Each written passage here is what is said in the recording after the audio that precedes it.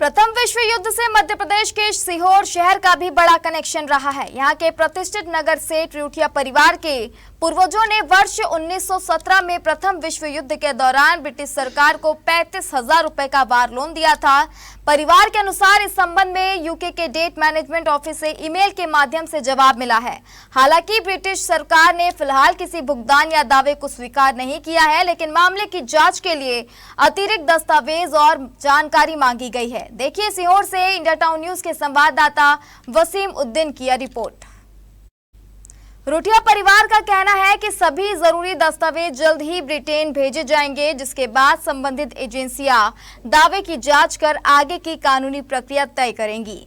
परिवार ने इस पूरे घटनाक्रम के बीच एक भावनात्मक संदेश भी दिया। उनका कहना है कि प्रथम विश्व युद्ध ने पूरी दुनिया को भारी तबाही की ओर धकेल दिया था। युद्ध की परिस्थितियां इतनी गंभीर थी कि उस समय ब्रिटिश सरकार को भी आर्थिक सहायता और वार लोन लेने की आवश्यकता पड़ी। इतिहास हमें यही सिखाता है कि दुनिया में कोई युद्ध अच्छा नहीं होता। युद्ध केवल विनाश, आर्थिक संकट और मानव पीड़ा लेकर आता है। परिवार ने यह भी घोषणा की है कि यदि जांच के बाद उनका दावा सही पाया जाता है और उन्हें यह राशि प्राप्त होती है तो उस धन राशि का व्यक्तिगत उपयोग नहीं किया जाएगा।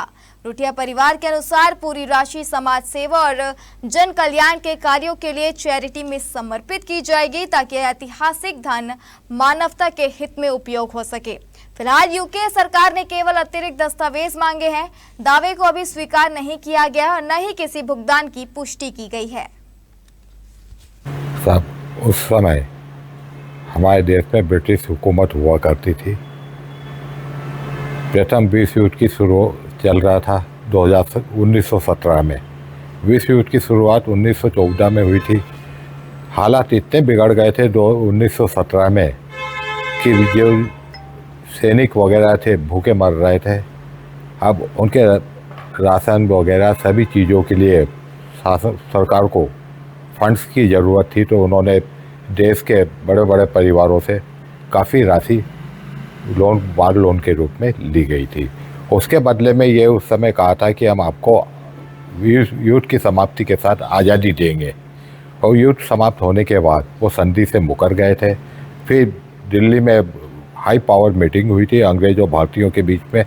तो तत्कालीन जो अंग्रेज़ अफसर थे वो रोलेट थे, तो रोलेट एक्ट पास हुआ था। तो इस तरह ये हमारी स्वतंत्रता को दबा दिया गया था और वहीं से फिर ये स्वराज आंदोलन की उत्पत्ति हुई है। इसके लिए जो कानूनी प्रतिक्रिया चल रही है अभी पूरे मामले को लेकर के, इसमें जो अभी ब्रिटिश सरकार का मेल के माध्यम से जवाब आया है, अब उस जवाब के आधार पर जो उन्होंने एविडेंस उससे रिलेटेड जो कॉपीज़ मांगी है वो उनको हमारे द्वारा समय अनुसार अधिवक्ता महोदय के माध्यम से दी जाएगी। उसका ये सकारात्मक जवाब आया कि आपका हमें कर्ज देना है। उन्होंने उनके रजिस्ट्रार को फॉरवर्ड कर दिया।